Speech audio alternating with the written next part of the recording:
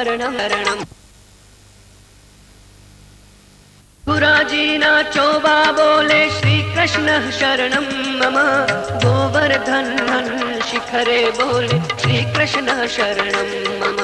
मथुराजी नाचोबा बोले श्री कृष्ण शरणं मम। गोवर्धन शिखरे बोले श्री कृष्ण शरणं मम।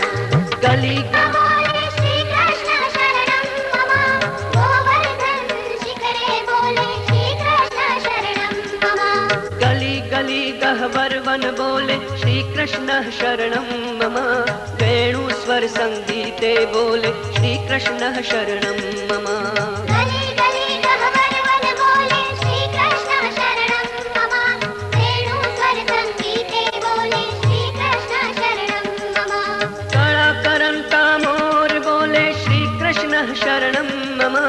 पुलिन कंदरा मधुवन बोले श्री कृष्ण शरणं मम।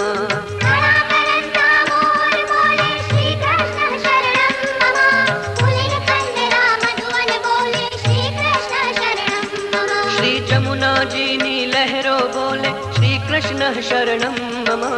आंबा डाले कोयल बोले श्री कृष्ण शरणं मम। श्री जमुना जी नी लहरों बोले श्री कृष्ण शरणं मम।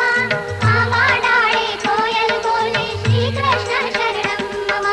तुलसी जी ना क्यारा बोले श्री कृष्ण शरणं मम। सर्व जगत मां व्यापक बोले श्री कृष्ण शरणं मम।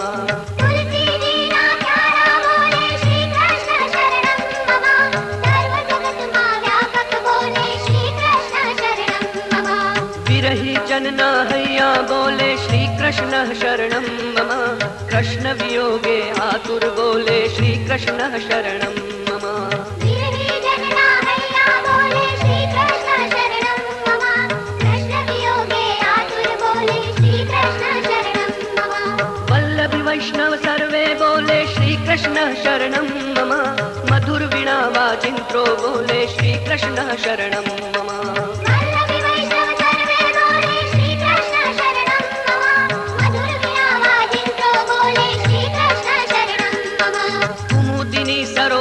बोले श्री कृष्ण शरणं मम। चंद्र सूर्य आकाशे बोले श्री कृष्ण शरणं मम।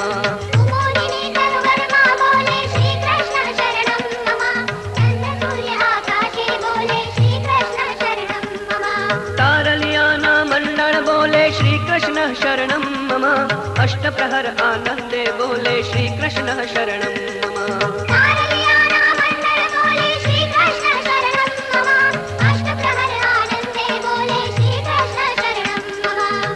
रोम व्याकुल थई बोले श्री कृष्ण शरणं मम।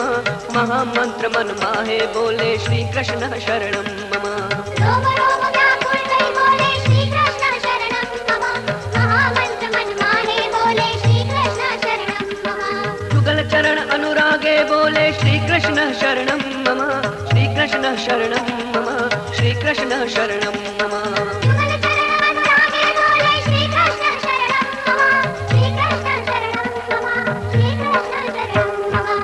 कृष्ण शरणं मम। श्री कृष्ण शरणं मम। श्री कृष्ण शरणं मम। श्री कृष्ण शरणं मम। श्री कृष्ण शरणं मम।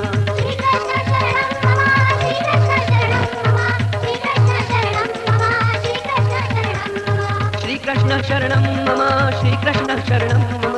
श्री कृष्ण शरणं मम। श्री कृष्ण शरणं मम। श्री कृष्ण शरणं मम।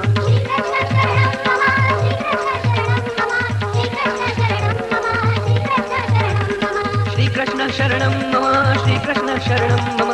श्री कृष्ण शरणं मम। श्री कृष्ण शरणं मम।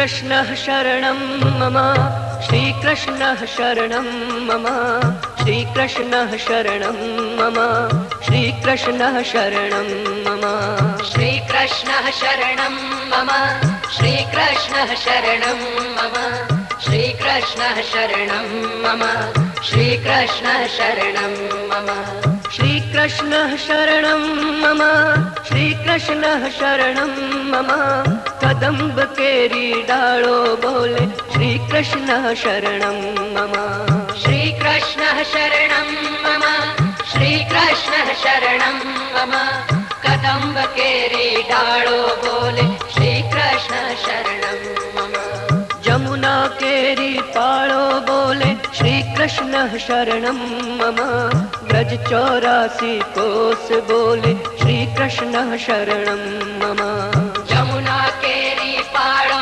बोले श्रीकृष्णः शरणं मम, ब्रज 84 कोस बोले श्रीकृष्णः शरणं मम, कुंड कुंडनी सीढ़ियों बोले श्रीकृष्णः शरणं मम, कमल कमल पर मधुकर बोले श्रीकृष्णः शरणं मम, कुंड कुंडनी सीढ़ियों बोले श्रीकृष्णः शरणं मम, कमल कमल पर मधुकर बोले श्रीकृष्णः शरणं मम, डाल डाल पर पक्षी बोले श्रीकृष्णः शरणं मम, वृंदावन ना वृक्षो बोले श्रीकृष्णः शरणं मम, डाल डाल पर पक्षी बोले श्रीकृष्णः शरणं मम, वृंदावन ना वृक्षो बोले श्रीकृष्णः शरणं मम, गोकुलियानी गायो बोले श्रीकृष्णः शरणं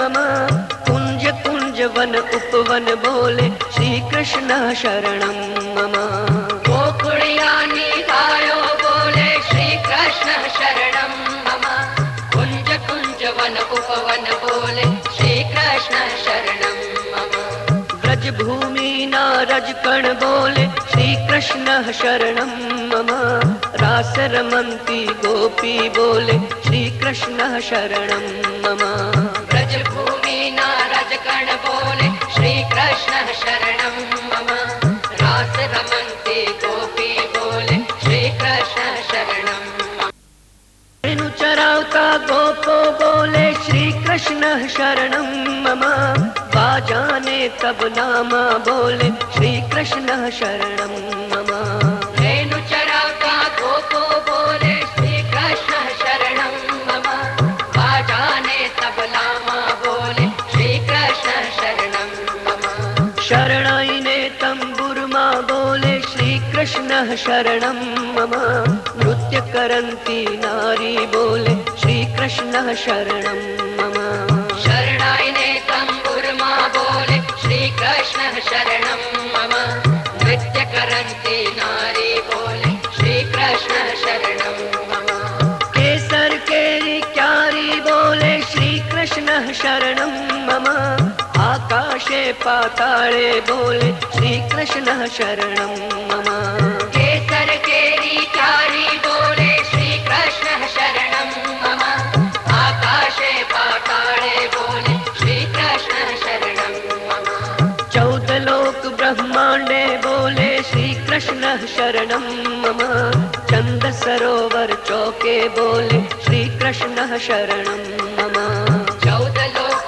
ब्रह्मांडे बोले श्रीकृष्णः शरणं मम, चंद सरोवर चौके बोले श्रीकृष्णः शरणं मम, पत्र पत्र शाखाएं बोले श्रीकृष्णः शरणं मम, आंबोलिंबुने जाम्बू बोले श्रीकृष्णः शरणं मम, पत्र पत्र शाखाए बोले श्रीकृष्णः शरणं मम, आंबोली मुने जाम्बू बोले श्रीकृष्णः शरणं मम, वनस्पति हरियाणी बोले श्रीकृष्णः शरणं मम, जति पुराना लोको बोले श्रीकृष्णः शरणं मम, वनस्पति हरियाणी बोले श्रीकृष्णः शरणं मम, जति पुराना लोको बोले श्रीकृष्णः शरणं मम, मथुरा जीना चोबा बोले श्रीकृष्णः शरणं मम, गोवर्धन शिखरे बोले श्री कृष्ण शरणं मम।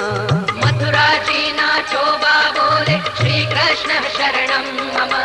गोवर्धन शिखरे बोले श्री कृष्ण शरणं मम। गली गली गह्वर वन बोले श्री कृष्ण शरणं मम। वेणु स्वर संगीते बोले श्री कृष्ण शरणं मम। गली गली गह्वर वन बोले श्री कृष्ण शरणं मम। वेणु स्वर संगीते बोले श्री कृष्ण शरणं मम। कड़ा करंता मोर बोले श्री कृष्ण शरणं मम। कुलीन कंदरा मधुवन बोले श्री कृष्ण शरणं मम। कड़ा करंता मोर बोले श्री कृष्ण शरणं मम। कुलीन कंदरा मधुवन बोले श्री कृष्ण शरणं मम। श्री जमु हमारे परम स्नेही श्री गिरीशानंद जी तथा अन्य रामायण विशेषज्ञ एवं और भी अपनी अपनी कला में विशेषज्ञ भाइयों बहनों को साक्षात भगवत रूप समझकर नमन करता हुआ मैं अपने वक्तव्य को प्रारंभ करता हूँ। गोपी गीत, यह गोपियाँ कौन हैं और उन्होंने किस अवसर पर किस लक्ष्य को साधने के लिए यह गीत गाया, इसके संबंध में गोपी वह है गोभी ही कृष्ण रसम पेवती, अपनी इंद्रियों से जिन्होंने जीवन पर्यंत कृष्ण रस का पान किया है उन्हें गोपी कहते हैं। अथवा गोपना, अपने कृष्ण के चरणों में अपने भाव का जो गोपन रक्षण किया करती हैं उन्हें गोपी कहा जाता है। बड़े ही सद्भाग्य का उदय हुआ और ये श्रुत रूपा वेद की श्रुतियां भगवान के पास प्रार्थना करने गई और कहा, हे दयालु, हमारा यह मनोरथ है कि हमारे मध्य में हम स्त्री जन बने और आप पुरुषोत्तम बीच में आकर हमारे साथ महारास और रास का सुख हमें प्रदान करें। भगवान ने कहा, गोपियों, मनोरथोयम अति दुर्घटा, यह मनोरथ तो बहुत ही दुर्घट है, तथापि जब सारस्वत कल्प होगा तो मैं नंद बाबा से यशोदा के बीच में प्रकट होकर आपके मनोरथ को परिपूर्ण करूंगा। वही समय आया और शरद रात्रि हुई, भगवान पिता रात्रि ही शरदोत्फुल्ल मल्लिका वीक्ष रंतुम मनश्चक्रे योग माया मुपाश्रता। आपने अलौकिक दिव्य चंद्रमा भी स्वयं बन गए और वो रात्रि भी दिव्य है। ये 12 घंटे की रात्रि और 12 घंटे का दिन, यह ब्रह्मा जी का निर्धारित न दिन था न रात था, ये तो रात्रि ही, इसलिए का तारात्रि है। वो रात्रि है जिसमें चीर हरण के बाद भगवान ने जिन रात्रियों का दर्शन कराया कि मये माँ रहूं शतक क्षपाहा। हे गोपियों, इन दिव्य रात्रियों में मैं आपके साथ रास करूंगा। वो समय आ गया, गोपियां पहुंची, पर 2 प्रकार की गोपियां हैं यहाँ। एक तो अन्यपूर्वा, एक अनन्यपूर्वा। अन्यपूर्वा से तात्पर्य है जिनका विवाह हो चुका है कृष्ण से, अन्य जिनका पति है, परिवार है, ऐसी गोपिका। और एक अनन्यपूर्वा यानी अविवाहिता कुमारिका, जिनका कोई पति नहीं है कृष्ण के सिवाय। भूयात नंद सुत पति ही कात्यायन महामाये महायोगिन्यधीश्वरी नंद गोप सुतम देवी पतिम में कुरुते नमः। हेमंत की ऋतु के 2 महीनों में प्रथम मास का मंत्र तो कात्यायन महामाये है और द्वितीय मास में भूयात नंद सुत पति। इन 2 मंत्रों से हेमंत ऋतु की में गोपियों ने आराधना की। तो जो चीर हरण वाली अनन्यपूर्वा अविवाहिता कुमारिका हैं, उनको तो भगवान ने निमंत्रण दे दिया था, अतः उनको निवारण करने का कोई औचित्य नहीं है।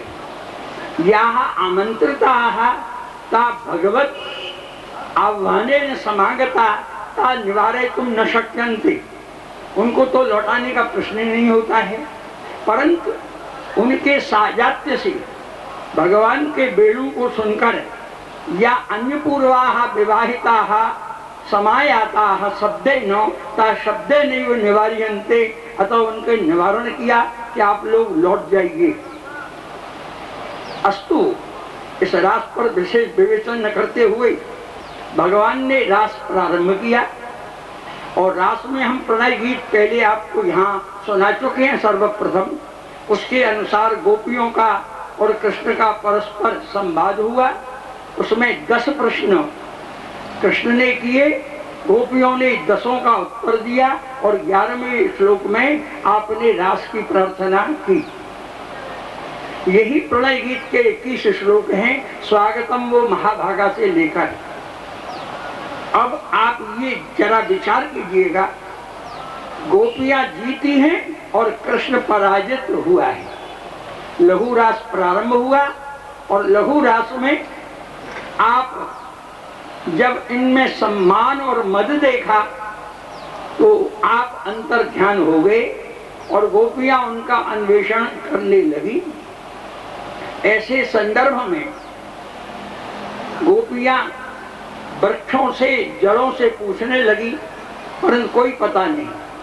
भगवान की लीलाओं का अनुकरण करने लगी, तब भी भगवान नहीं आए। निराश हो गई तो पुनः पुलिनमाश्रित्य कालिंद्याः कृष्ण भावना, कृष्ण की भावना से यशु यमुना जी के पवित्र तट पर आकर वो इस प्रकार गान करने लगी। यहाँ से गोपी गीत का प्रारंभ होता है। यह गीत वास्तविक है क्या? आचार्य वल्लभाचार्य जी महाराज कहते हैं, स्वभावात अपराधतः। एक तो विरहिणी का स्वभाव होता है, जो भगवान के विरह से व्याप्त हैं। ऐसी गोपियां विरह में, विरह का स्वभाव है कि जब कांत नहीं मिला तो उसके गुण का गान करना। तो ये वियोगिनी जो गोपियां हैं, ये अपने समय को यापन करने के लिए और प्रभु को प्रसन्न करने के लिए यह गोपी गीत स्तोत्र का प्रारंभ कर रही हैं। साथ ही अपराधता, इन्होंने जो अपराध किया, क्या अपराध किया? आत्मानं मेनरे स्त्रीणाम मानिन्योभ्यधिकम भुवि, ये अभिमान है कि जगत की जितनी स्त्रियां हैं भूमि पर, उन सबसे हम कुछ अधिक हैं। यह मान अभिमान का आना ही भगवान के अंतर्धान का कारण है। तो उस मान रूपी अभिमान को अपराध कहते हैं। उस अपराध के क्षमापन के लिए भी आप गोपियां गीत गा रही हैं। इसी प्रकार हम उस प्रभु को प्रणाम करते हुए उसका प्रारंभ किया जाता है कि ब्रज जयति तेधिकं जन्मना व्रज श्रयत इंदिरा शश्वदत्रहि गयित दृश्यतां दिक्षुतावका त्वयि धृता सवा त्वां विचिन्वते। यह 19 श्लोकों वाला गोपी गीत है। कारण यह है 10 प्रकार की अन्य पूर्वा विवाहिता गोपियां हैं, 9 सगुणा और 1 निर्गुणा। ये विवाहिता गोपियों की संख्या है। और जो कुमारिका हैं वो 9 प्रकार की हैं। उनमें तामसी जो प्रौढ़ भाव वाली गोपियां वो नहीं है, जो उनकी अल्प वयस्क हैं। अतः 10 और 9 ये 10 और 9 19 श्लोकों में यह गोपी गीत परिपूर्ण किया जाता है। अब आइए, प्रथम ये कहती हैं कि हे कृष्ण, ते जन्मना, तेरे जन्म से यह ब्रज जयति सर्वोत्कर्ष रूप से विद्यमान है। आपके जन्म से पहले ये ब्रज क्या था? वृंदावन। वृंदायाः अधमायाः राक्षस्याः वनम वृंदावनम। ये वृंदा नाम की जो राक्षसी थी उसका वन था, और मधु दैत्य का भी यह मधुवन था, जिसका पुत्र लवणासुर हुआ, जिसे शत्रुघ्न ने मारकर मथुरा का निर्माण किया, वो ऐसा वन था। और जब प्रभु ने जन्म ले लिया उसी दिन से ये अधिक उत्कर्ष वाला सिद्ध हुआ। तत्मनु विचार किया जाता है कि क्रियाम आदौ न प्रयुंजा। शास्त्र का नियम है श्लोक के आदि में क्रियापद का प्रयोग नहीं किया जाता है। यहाँ जयति क्रिया से ही इस स्तोत्र को उठाया जा रहा है। कारण क्या? तो कहिए जयति शब्द मंगलवाचक है, और मंगल पूर्वाणी कार्याणि प्रथन्ते, इनका ये तात्पर्य है हमारा यह स्तोत्र निर्विघ्नता पूर्वक कृष्ण प्राकट्य का कारण बन जाए। इसलिए यह मंगलार्थक जयत शब्द ने उस क्रिया आदौ न प्रयुंजात के दोष का निवारण कर दिया। और जय जय का जकारस्तु जेतरी, जकार शब्द का अर्थ जीतना होता है। जकार शब्द से ही वेद स्तुति करती हैं। जय जय जयी है जाम अजित दोष गृभीत गुणाम। और श्री भागवत का प्रारंभ भी ज शब्द से होता है। जन्माद्यस्य यतोन्वयादितरतः। अतः ये अपनी विजय के लिए और प्रभु के प्राकट्य में आने वाले विघ्नों के विनाश के लिए इस जयति शब्द का प्रयोग करके यह छंद प्रारंभ हो रहा है। संभवतः ये इसमें इंदिरा छंद है। पहला अक्षर जो आता है वही 7 अक्षर के बाद वही आता रहेगा। जैसे जयत ते धिकम तो फिर जन्माना ब्रज, इस प्रकार इसकी संगति व्याख्याकारों ने की है। प्रभु आपके जन्म से यह ब्रज अधिक जय को प्राप्त हो रहा है। अधिक शब्द आया तो ये साकांक्ष है। शब्द 2 प्रकार के होते हैं, साकांक्ष और निराकांक्ष। अधिक शब्द आते ही कस्मात अधिक। कौन सी अधिक है ये? जैसे किसी ने कहा यह पुत्र ज्येष्ठ पुत्र है, तो कस्मात ज्येष्ठ, इसका लघु भाई कौन है जिसका ये ज्येष्ठ पुत्र है? श्री राम दशरथस्य ज्येष्ठ पुत्र। तो वो कनिष्ठ जो भरत लक्ष्मण और शत्रुघ्न हैं उनका आक्षेप किया जाएगा। इसी प्रकार ये वैकुंठ से अधिक ब्रज हो गया, ऐसा इसका अर्थ है। क्या कारण है? जन्म तो मथुरा में हुआ, पर मथुरा का उतना उत्कर्ष क्यों नहीं हुआ? इस पर आचार्य कहते हैं भगवान के जन्म से पहले भी मथुरा तो सप्तपुरियों में आती है। अयोध्या, मथुरा, माया, काशी, कांची, अवंतिका, पुरी, द्वारावती चैव सप्तैता मोक्षदायका। परंतु ब्रज नहीं था उत्कर्ष में। भगवान ने जन्म लेकर गोकुल में, हमारे सिद्धांतों में 4 भुजा का भगवान देवकी के हुआ और 2 भुजा वाला भगवान यशोदा के हुआ है, उसका यहाँ संकेत दिया जा रहा है। तो वैकुंठ में जो शोभा नहीं है वो ब्रज में है। महाराज जन्म ही ब्रज के उत्कर्ष का कारण है, उससे संतोष नहीं हुआ तो दूसरा हेतु देते हैं कि श्रयत इंदिरा शश्वदत्र ही अत्र ब्रजे ही निश्चयेन इंदिरा शश्वत श्रयते। इंदिरा जो लक्ष्मी है वो निरंतर भगवत सेवा में दत्त चित्त होकर यहाँ तप कर रही है। मधुवन के यहाँ वृंदावन के सन्मुख यात्रा भी होकर आई है, बेलवन है, और बेलवन में लक्ष्मी जी आज भी पुनः प्राप्ति के लिए तपस साधन में लग्न है। इस बात का संकेत है कि श्रयत इंदिरा, इंदिरा लक्ष्मी शश्वत माने निरंतर इस ब्रज में भगवत सेवा परायण हो रही है।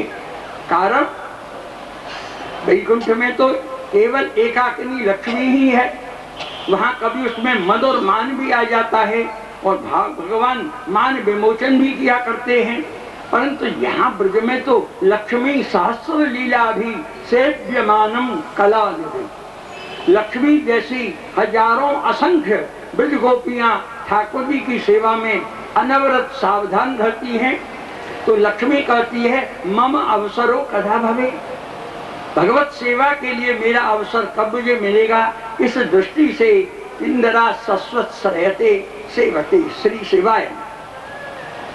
हे दैत, हे प्राण प्यारे, हम सबके आप प्राण हो और प्राण से भी अधिक प्यारे हो, इसलिए एक बार दृश्यताम, हमारे नेत्रों के सन्मुख आप पधारिए।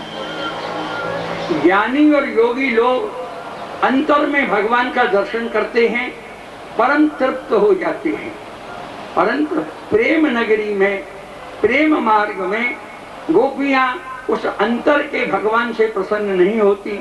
पुष्टि दृष्ट फला यतः, पुष्टि भक्ति वही है जब भगवान सामने उपस्थित हो जाए।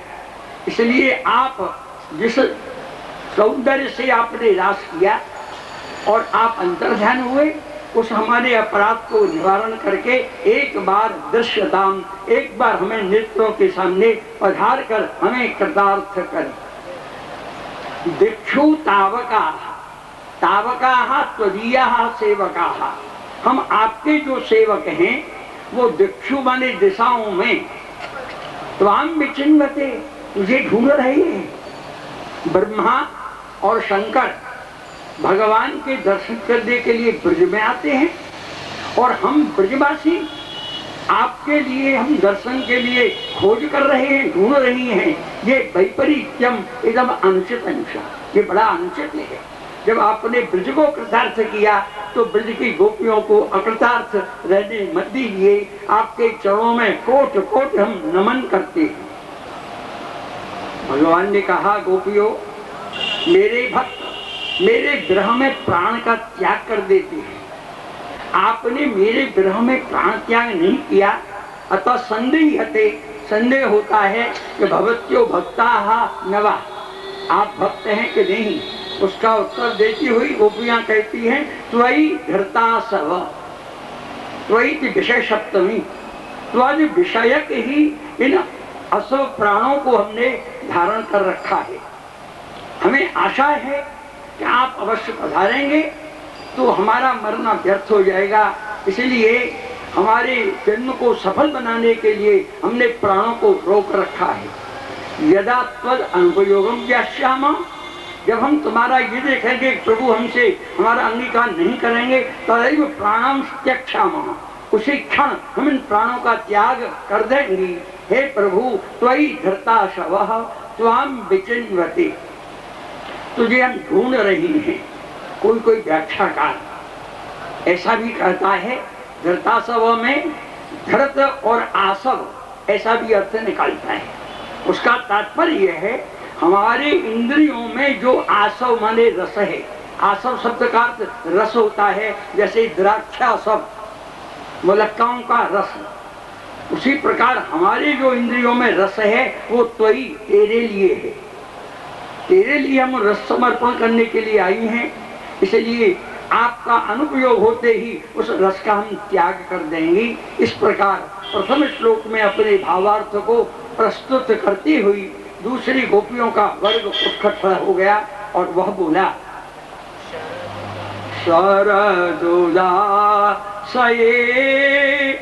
साधु जात सत सरसिजोदरा श्रीमुषादृशा सुरतनाथ ते शुल्कदासिका वरद निघ्नतो नेह किम बधा।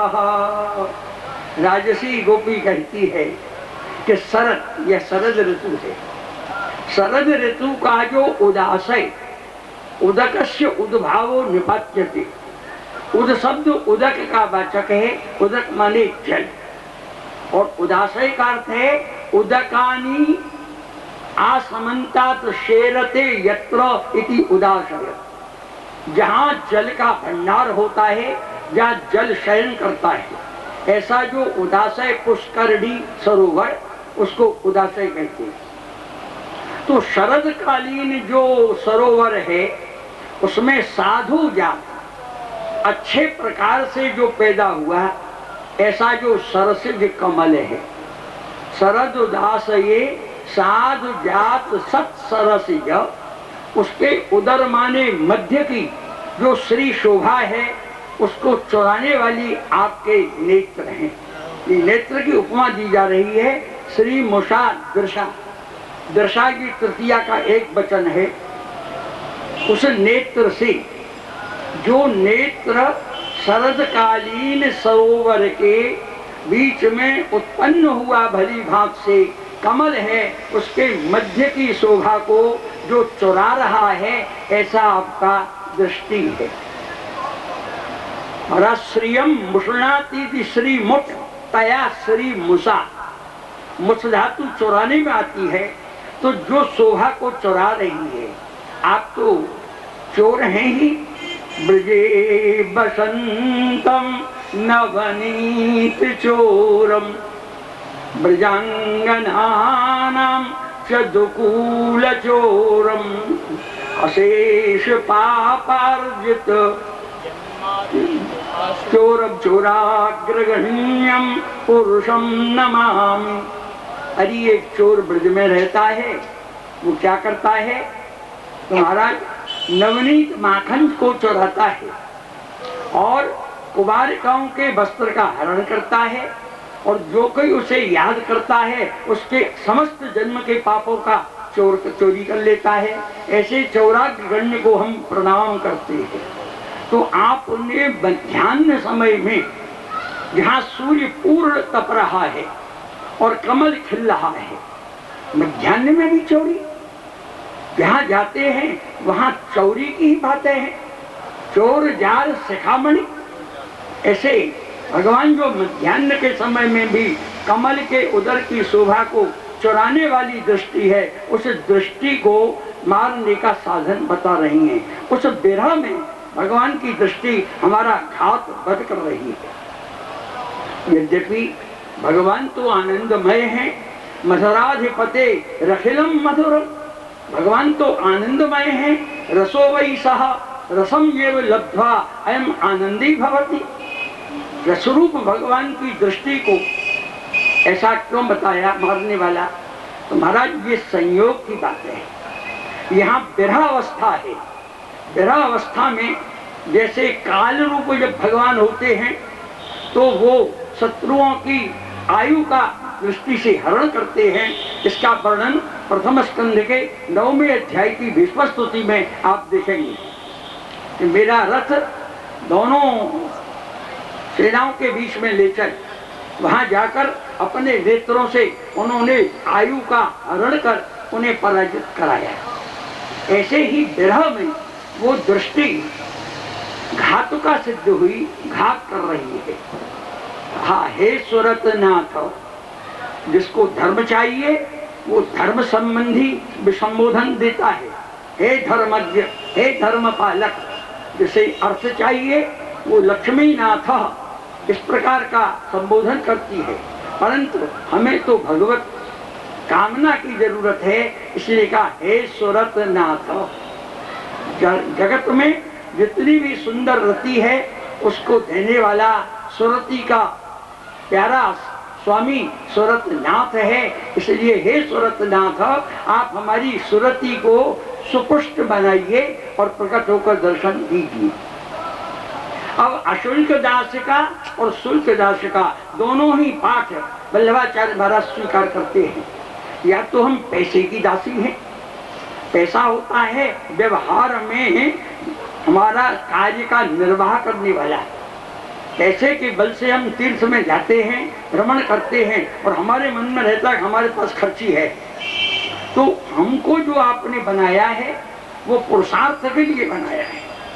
जगत में काम यद्यपि निंदित है, और वह काम जो गोपियों में है वो काम नहीं है। हमारे श्रद्धे महाराज अखंडानंद जी महाराज कहा करते थे कि प्रेमैव गोपरामाणाम काम इत्यगमत प्रथम।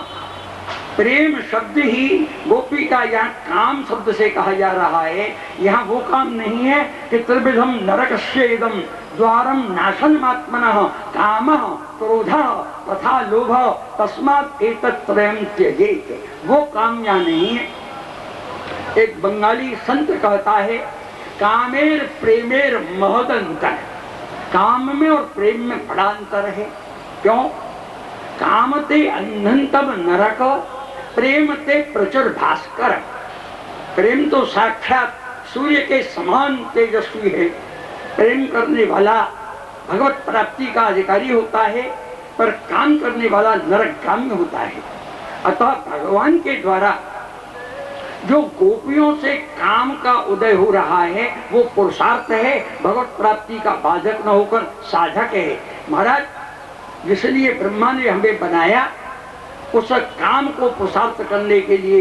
हे सुरतनाथ यहाँ पधारिए। दूसरा अशुल्क दास है। हम पैसे की दासी नहीं है, हम तो धर्म की दासी हैं। अतः आपकी सेवा के लिए सदा तैयार हैं। अब दासिका में दास्या न कहकर दासिका कहा, ये कन प्रत्यय क्यों आया? तो कुत्सिता दास्या दासिका भवन्ति। हम खोटी ही दासी हैं। हमको अच्छी दासी बनाने के लिए आपका प्रकट होना आवश्यक है, अन्यथा लोग कहेंगे खोटी दासियों को छोड़कर भगवान चली गई। इसलिए हे आप अशुल्क दासिकाओं को, अशुल्क दासिका नमो नमः, अशुल्क दासिका दृशा निगृहतो मम। महाराज ये निश्चय नहीं है कि आप तलवार से ही मारें। तलवार से मारना ही मारना नहीं होता, विरह में तो दृष्टि से मारना भी मारना है। इसलिए यहाँ काकू शब्द से बोले सुरतनाथ ते शुल्क दासिका वरद। आप तो हमें वर देने वाले हैं।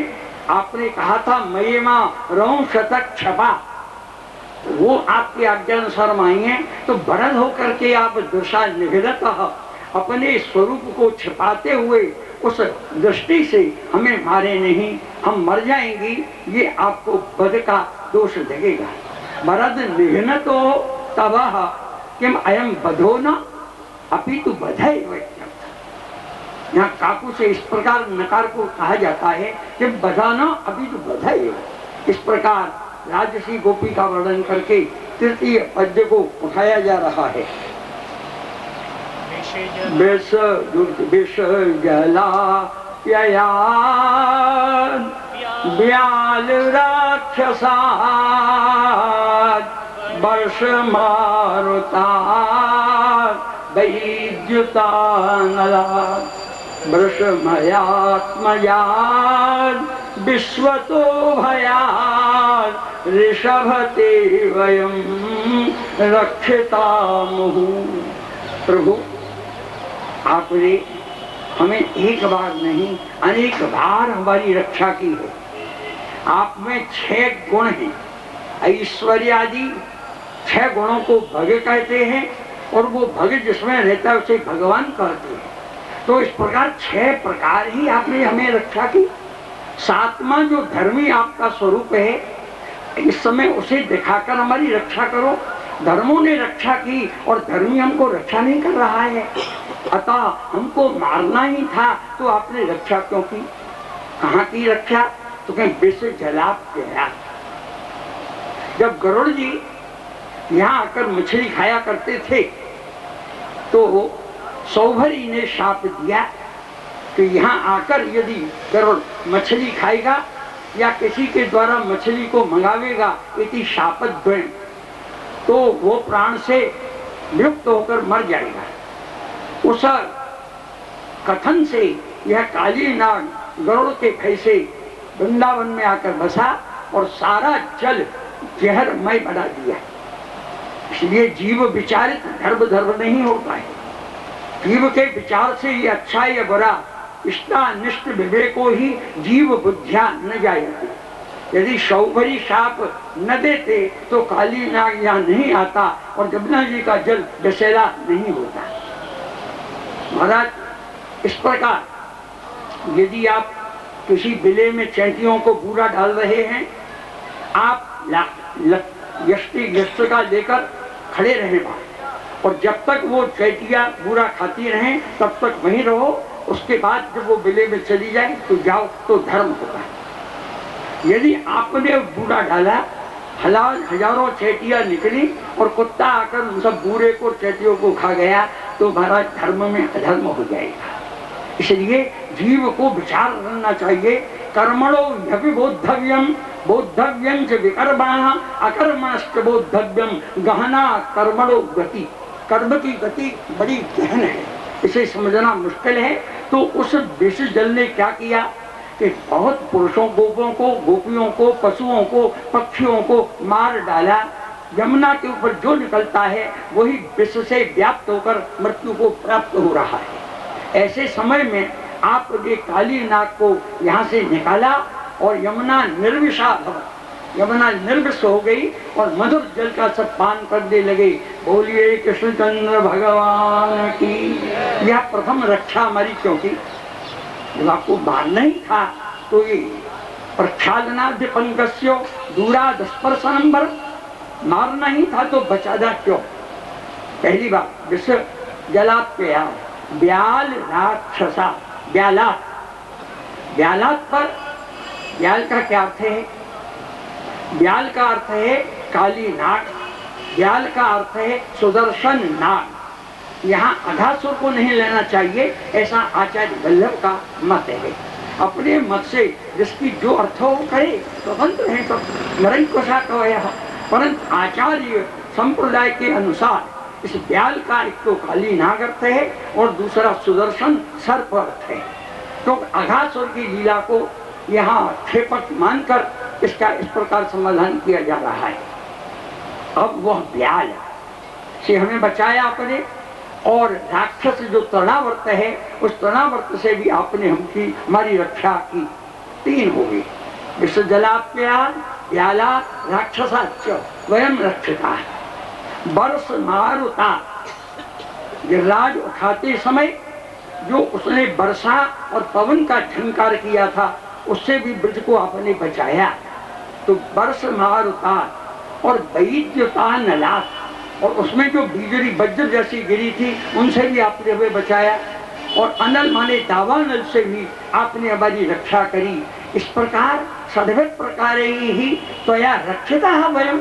हे ऋषभ, ऋषेण भाति ऋषभ, ऋष ज्ञान है, ज्ञान से जो प्रकाश करता है वो अनन्य चकास्ती, भगवान बिना खाए भी प्रकाशवान है।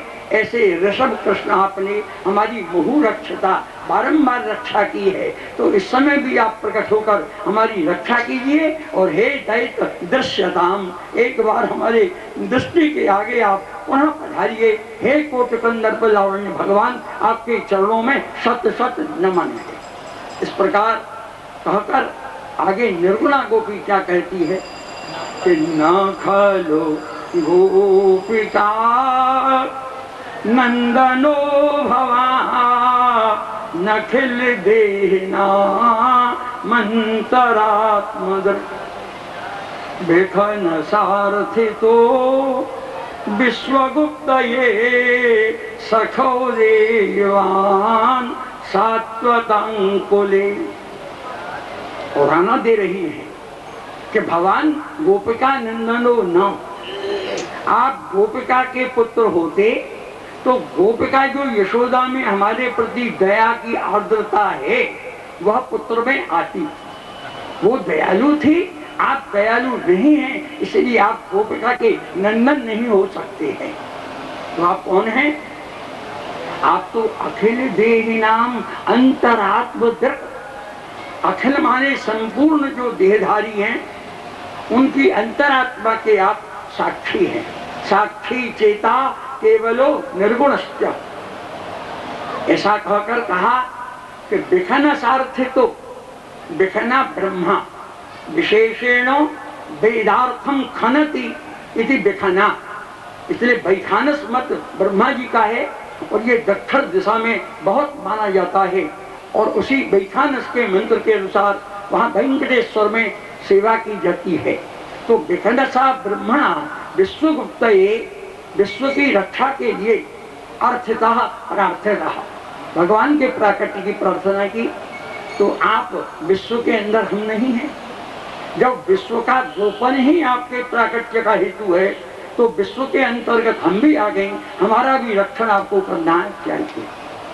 कोई व्याख्या कर कहता है कि अंतरात्म दृगपि भगवान न, पिछली व्याख्या है अंतरात्मा की दृष्टा होते तो आप हमारा कष्ट न देखते और आप विश्व की रक्षा भी नहीं कर रहे हैं। हमारे मर जाने पर आपको विश्व रक्षण का उपाधि नहीं मिल सकती है। अतः हे सखे, ये गोपियां जीवात्मा है, पया परमात्मा अंतर्यामी है, ये दोनों सखा हैं। दौ सुपर्णौ सयुजौ सखायौ समानम वृक्षम परिसस्व जाते तयोरेकः पिप्पलम स्वादु अस्ति अनश्नन अन्यो अभिचाकसीति। इस उपनिषद के मंत्रानुसार जीवात्मा परमात्मा परस्पर सखा हैं। तो हे सखे, आप किसी के माता पिता के पुत्र नहीं हैं, आप तो सात्वताम कुले भक्तों के शिरोमण यादव कुल में आप उदयवान उदय हुए हो। इसलिए आपको हमारे ऊपर कृपा रखनी चाहिए और एक बार आपका दर्शन हो जाए, क्योंकि पुष्टि भक्ति में अंतर के दर्शन से तृप्ति नहीं होती। हम तो पुष्टि दृष्ट फला यथा दृष्टम फलम यश्याम भक्तौ, इस भक्ति में भगवान को प्रत्यक्ष दर्शन देने पर ही भक्त कृतार्थ होता है। इसलिए आप कृपा करके हमें दर्शन दीजिए और आकर हमें आप दर्शन से हमारे जन्म को सफल बनाइए। इस प्रकार यह 3 सगुणा और 1 निर्गुणा गोपियों का 4 श्लोकों का वर्णन किया। आगे 5वें पद्य में विरचिता भयम् वृष्णधुर्यते, चरण भी पाठ है और शरण भी पाठ है, दोनों पाठों को स्वीकार किया है। तो चरण में युषाम संसतेर भयात् कर सरो रोहम कांत कामदम शिरसिधे श्रीकरग्रहम्। हे प्रभु, हे विष्णु धुरिया, यादवों में धुर्य माने मूर्धन्य श्रेष्ठ, ये कहने का क्या तात्पर्य है? यह विशेषण तो संबोधन क्यों दिया? तो कहें बहुपत्नी का ही वृष्णयो भवन्ति। वृष्णी जो यादव हैं उनके एक एक की बहुत पत्नियां होती हैं।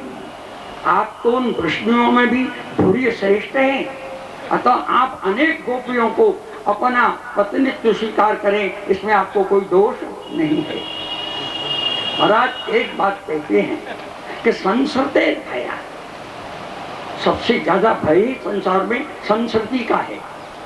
और यही प्रहलाद जी अपनी स्तुति में नृसिंह जी से कहते हैं, महाराज आपके इस भयानक मुख से, आपकी भयंकर डालाओं से नाहम में भेमी, मैं डरता नहीं, मैं तो केवल संसार कदना भेमी, यह संस्कृति जो बार बार मोह के जाल में फंसाकर मानव को जन्म और मरण के कुचक्र में फंसाती है, उस संस्कृति से बचने के लिए हमने आपकी चरण की शरण ली है।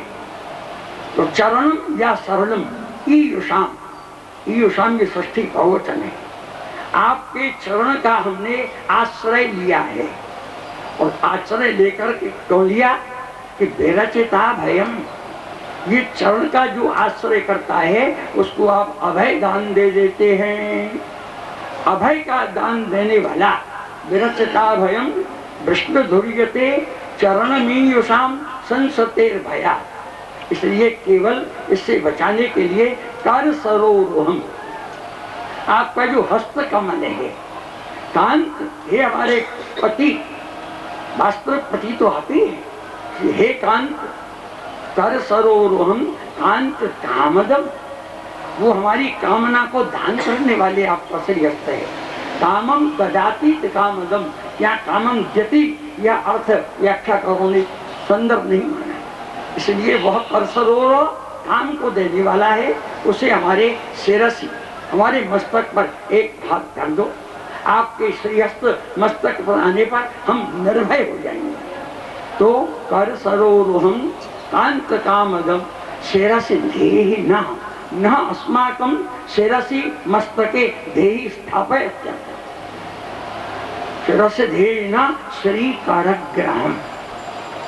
कहा गोपियों, मैं स्त्रियों के अंग का स्पर्श नहीं करता, मैं स्त्रियों के स्पर्श से भी डरता हूँ, अतः मैं किसी के मस्तक पर हाथ नहीं धरता। गोपियां इसका उत्तर देती है, जब लक्ष्मी समुद्र से निकली और जयमाला कराई तो उसका हाथ अपने क्यों पकड़ा? श्री करग्राम, श्री लक्ष्मी के कर हाथ को ग्रहण करने वाला आपका ये हाथ है।